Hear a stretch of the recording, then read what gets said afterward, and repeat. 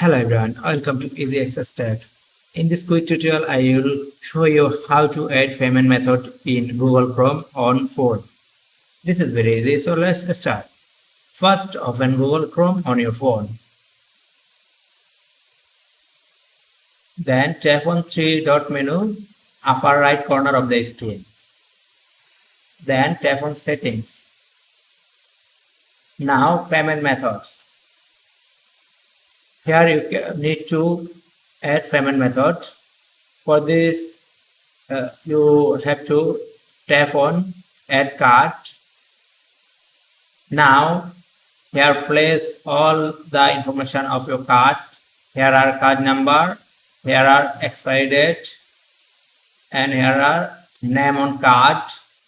Here are billing address, and here you can add a nickname. Now, after entering all of this information, now click on Done. That's it. The card is now added. I hope you enjoyed this tutorial. If you enjoy this, please like this and also as well as our channel. Thank you.